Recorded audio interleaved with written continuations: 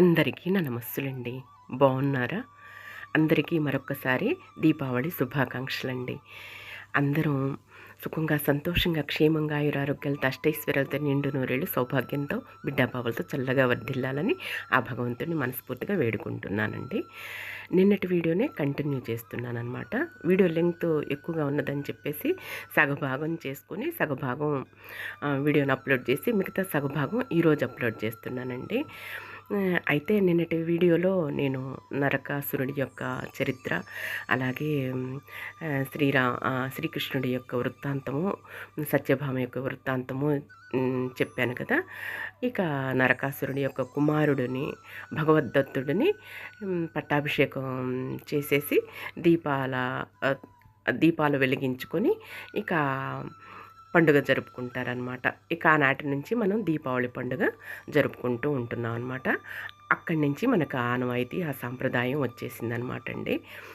ఇక ఈరోజైతే మిగతా సగభాగం వీడియోని అప్లోడ్ చేస్తున్నాను కదా.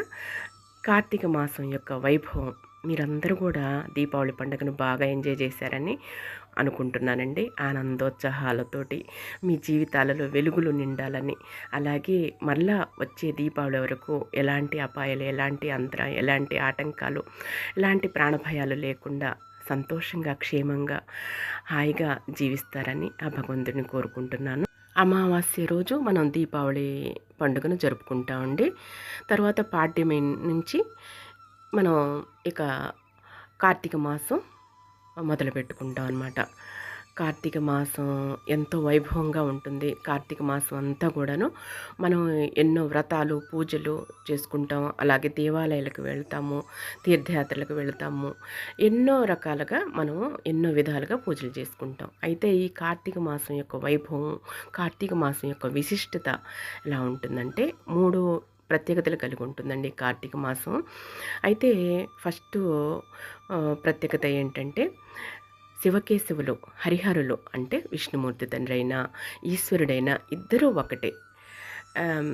ఈ సృష్టిని పరిపాలించేది, అలాగే ఆ లయం చేసేది, అలాగే సృష్టిని మనం బ్రహ్మ తయారు చేస్తే దాన్ని నడిపించేది విష్ణుమూర్తి అండి, లయం చేసేది ఈశ్వరుడు. త్రిమూర్తులు ముగ్గురు ఒకటే దేవతామూర్తులు. అయితే శివకేశవులో భేదం లేకుండా, హరిహరుల భేదం లేకుండా మనం శివాలయాలకి వెళ్తాము, అలాగే విష్ణువాలయాలకి వెళుతూ ఉంటాము. ఇక పూజలైతే మనం చేసుకుంటూ ఉంటామండి.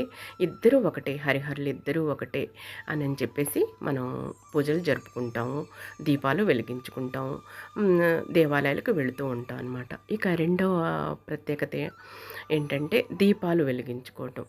విష్ణుమూర్తి అంటే ఈ వెంకటేశ్వర స్వామి దేవాలయాలైనా, విష్ణుమూర్తి తండ్రి దేవాలయాలైనా సరే, మనం వెళ్ళినప్పుడు ధ్వజస్తంభానికి దీపం వెలిగించి పైన వేలాడగడతారు. అలాగే శివాలయాలలో అయినా సరే, విష్ణుమూర్తి దేవాలయాలలో అయినా సరే దీపాలనేవి వెలిగించుకుంటాం. దీపం అనేది ఒక ప్రత్యేకత కలిగి ఉంటుంది. కార్తీక మాసం అంతా కూడా దీపాల వేడుక చేసుకుంటాం, దీపాలను అలంకరించుకుంటాం. దీపం జ్యోతి పరబ్రహ్మ అంటాం కదా. ఇక ఆ సర్వస్వం ఆ వెలుగులో, ఆ దీపంలోనే శక్తి అంతా ఇమిడి ఉన్నది. ఆ జగన్మాత, జగజ్జన్ని, లోకపావని ఆదిశక్తి అనేది ఒక బ్రహ్మాండమైన ఈ జగన్ని ఏలే శక్తి, ఈ లోకాలన్నిటినీ ఏలే శక్తి ఒకటి ఉన్నది. కాబట్టి ఆ శక్తి ఒకటి దీపంలో ఉన్నది అని మనము భావించి ఆ దీపారాధనలో చేసుకుంటాం అన్నమాట. అలాగే మూడవ ప్రత్యేకత, ఇక నదీ స్నానాలు చేస్తామండి. అలాగే సముద్ర స్నానాలు, నదీ స్నానాలు చేసి మనం దేవాలయాలకి లేదా ఇంట్లో దీపారాధనలు చేసుకుంటూ ఉంటాం, తీర్థయాత్రలకు వెళతాం. అలాగే మేమైతే కాకాణి, అమరావతి, అలాగే వైకుంఠపురం, తెనాలి వైకుంఠపురం, కోటప్పకొండ, అలాగే అరుణాచలం వెళ్ళొచ్చు, తిరుపతి వెళ్ళొచ్చు. అలా ఎవరికి వీలుగా ఉన్న, అవకాశం ఉన్న తీర్థయాత్రలు దేవాలయాలను దర్శించుకుంటూ, భగవంతుడిని దర్శించుకుంటూ ఈ మాసం అంతా మెయిన్ ముఖ్యంగా వారణాసి, కాశీ వెళ్ళి అక్కడ భగవంతుడిని చూసుకొని, అక్కడ గంగానదిలో స్నానం చేసి నిత్యం ఈ కార్తీక మాసం అంతా దీపారాధన చేసుకుంటే ఇంకా మహాపుణ్యం అంటారండి. ముందుగానే ఒక 5-6 నెలల క్రితమే టికెట్స్ రిజర్వేషన్ చేయించుకొని కార్తీక మాసంలో వెళ్ళేవాళ్ళు ప్రత్యేకంగా ఉంటారనమాట. ఆ కార్తీక మాసం అంతా కూడా మన కాశీలో ఉంటే ఎంతో పుణ్యం అనమాట. అయితే ఈ కార్తీక మాసంలోనే వ్రతం చేసుకుంటాం. సత్యనారాయణ స్వామి వ్రతాలు అలా చేసుకుంటాం. సత్యనారాయణ స్వామి అంటే వెంకటేశ్వర స్వామి విష్ణుమూర్తి తండ్రి అవతారమే కదా. అలాగే శివకేశవుల భేదం లేకుండా ఆ విధంగా ఈ 3 విశిష్టతలు కలిగి ఉంటుందండి కార్తీక మాసం అంటేనండి. ఇక నేనైతే ఈ ఈ ప్రమిదలు తీసుకొచ్చుకున్నానంటే 8 ప్రమిదలు అనమాట.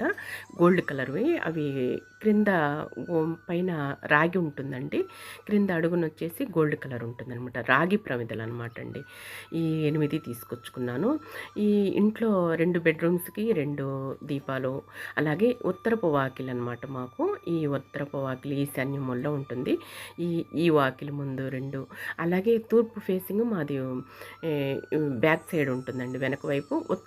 మాకు పడమర ఫేసింగ్ అనమాట మా ఇల్లు అనేది, మెయిన్ ముఖద్వారం అనేది. అయితే తూర్పు ఫేసింగ్ కూడా పడమర ఫేసింగ్ కూడా అక్కడ కూడా పెట్టుకుంటాను అనమాట దీపాలు. ఇది ఉత్తరపు ఫేసింగ్ అనమాట అండి. అయితే ముఖద్వారం దగ్గర 2 తీసుకున్నాను అన్నాను కదా, గాజు దీపాలు అక్కడ వెలిగించుకున్నాను. ఎదురుగా గాలికైనా సరే పోకుండా ఉంటాయని చెప్పేసి అవి తీసుకున్నాను అనమాట. 2 మట్టి ప్రమిదలు, గాజు దీపాలన్నమాట. ఇవి ఇంట్లో కనని ఇవి తీసుకున్నానండి. ఇలా చక్కగా ప్రతి గుమ్మానికి దగ్గర గడపకు పసుపు రాసి కుంకుమ పెట్టుకొని పువ్వు పెట్టుకొని అలంకరింపజేసుకొని ప్రతి గుమ్మం దగ్గర ఈ విధంగా దీపాలను అయితే పెట్టుకొని గడపకు పూజ చేసుకున్నాను. గడప లక్ష్మీదేవి తల్లితో సమానం కదా, అందుకోసం అని చెప్పేసి గడపని తొక్కకూడదు. గడప నుంచి అటు ఇటు వస్తువులు అందుకోవటం కానీ, గడప మీద కాలు పెట్టడం కానీ, కూర్చోటాలు కానీ చేయకూడదు కదా. ఇంట్లో గడప, అలాగే మన కసువు ఊడ్చే చీపిర్లు కానీ, అలాగే మనం వాడుకునే ఏ వస్తువులైనా సరే కాళ్ళతో తన్నటం కానీ అలా చేయకూడదు కదండి. అవన్నీ లక్ష్మీదేవి స్వరూపాలే కదా. ప్రతి వస్తువును మనం లక్ష్మీదేవి తల్లిని చూసుకోవాలండి. ఇక ఇల్లంతా కూడా ఈ విధంగా దీపాలతోటి విరాజిల్లుతూ దీపీమానంగా కళకళలాడుతూ ఉన్నది కదా. ఇక తులసి కోట దగ్గర కూడా దీపం వెలిగించుకున్నాను. క్రింద పోలేరమ్మ తల్లి ఉంటుందన్నమాట. మన గ్రామ దేవత అయిన పోలేరమ్మ తల్లిని పెట్టుకున్నానండి. పైన తులసి కోట లోపల విష్ణుమూర్తి తండ్రిని కూడా పెట్టుకుంటానన్నమాట. ఇక ఆ తల్లి దగ్గర పూజ చేసుకున్నానండి, దీపం ఆరాధన చేసుకున్నాను. ఇక శ్రీ ఓం బృందావని విశ్వపూజిత విశ్వపావని పుష్పసార నందినీచ తులసి కృష్ణ జీవని అని 3 సార్లు జపం చేసుకుని ప్రదక్షిణ చేసుకుంటే ఈ కార్తీక మాసం అంతా ఎంతో పుణ్యం అనమాట అండి. తెల్లవారుజామునే లేచి కార్తీక మాసం అంతా నదీ స్నానాలు చేసి దీపారాధనలు చేసుకుంటారండి. ఎవరి ఆరోగ్యాన్ని బట్టి వాళ్ళు ఈ కార్తీక మాసంలో పూజలు చేసుకోవచ్చండి. ఎవరి ఆరోగ్యం వారిది అని ఎందుకన్నానంటే, ప్రతిరోజు తలంటు స్నానాలు చేసేవాళ్ళు ఉంటారండి. అంటే ఆరోగ్యంగా ఉంటే తల స్నానాలు చేసుకోవచ్చు. కొంచెం మనకి ఈ యొక్క వాతావరణం అనుకూలంగా లేదు, ఈ కాలం బాగలేదు కాబట్టి వర్షాలతోటి, దగ్గులతోటి, జ్వరాలతోటి, జలుబులతోటి ఉన్నాం కాబట్టి తల మీద విభూది వేసుకుని కొంచెం మామూలు స్నానం చేసి తల మీద విభూదైనా వేసుకుని మనం పూజ చేసుకోవచ్చండి. అలాగే కొంచెం మామూలు స్నానం చేసేసి తల మీద గంగాజలంతో సమానం అని అనుకొని నీళ్లు చల్లుకొనైనా మనం దీపారాధన చేసుకోవచ్చు అన్నమాట. ఎందుకంటే చాగంటి వారైనా సరే, సమవేదం షణ్ముఖ శర్మ గారైనా సరే, అది వాళ్ళంతా చెప్పేది అదేనండి. మనసులో భక్తి అనేది ముఖ్యం అన్నమాట. ఆ భక్తి ప్రపత్తులతోటి మనం పూజలు చేసుకుంటే ఆ భగవంతుడు ఏమీ కోరడండి. నిర్మలమైన స్వచ్ఛమైన మనస్సులోని మన భక్తిని, మన ప్రేమని భగవంతుడు కోరుకునేదన్నమాట. చూసారా, తల్లికి జగన్మాతకు చక్కగా పారిజాత మాల వేశానన్నమాట. ఒక్క పారిజాత పుష్పం తీసుకొచ్చి సత్యభామకి ఇచ్చాడని చెప్పేసి, రుక్మిణీదేవికి ఇచ్చాడని చెప్పేసి సత్యభామ అలుగుతుంది. తర్వాత పారిజాత వృక్షాన్ని స్వర్గం నుంచి తీసుకొచ్చేసి నాటుతారనమాట. అలాగే పారిజాత పూల మాలను ఆ తల్లికి జగన్మాతకు వేసుకున్నానమాట. ముందు వినాయకుడిని ప్రతిష్ఠింపజేసుకుంటానండి. పార్వతీదేవి తల్లి ముందు వినాయకుడి తర్వాతే కదా సకల దేవత ఆరాధన చేసుకునేది. అప్పుడే ఆ పూజ యొక్క ఫలితం మనకు లభిస్తుందనమాట. అందుకని ముందు వినాయకుడి స్వామిని ప్రతిష్ఠింపజేసుకుని తరువాత లక్ష్మీదేవి తల్లిని, వెనక అష్టలక్ష్ములని, మళ్ళీ వెంకటేశ్వర స్వామి విష్ణుమూర్తి తండ్రి అయినా ఒకటే కదా, విష్ణుమూర్తి తండ్రిని అలా కొలువు చేసుకుని పూజ అయితే చేసుకున్నానండి. అలాగే గ్యాస్ కౌంటర్ వద్ద కూడా ఇలా అమ్మవారి దగ్గర దీపారాధన చేసుకున్నాను. వినాయకుడు, లక్ష్మీదేవి తల్లి చామంతి పూలతోటి, తెల్ల చామంతులు, గులాబీలు, పచ్చ చామంతులతోటి, అలాగే నందివర్ధనం పూలు, పారిజాతాలతోటి ఈ విధంగా పూజ చేసుకున్నానండి. ఒక్క ఆకు పెట్టి నమస్కరించుకున్న భగవంతుడు సంతోషిస్తాడు.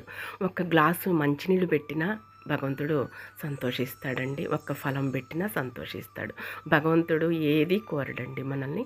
ఒక్క ప్రేమ మాత్రమే. ఆయనతో భక్తితో నమస్కరించి, భక్తితో మనసును లగ్నం చేసి ఆయనకు మనసు అర్పించి చేసుకుంటే చాలండి.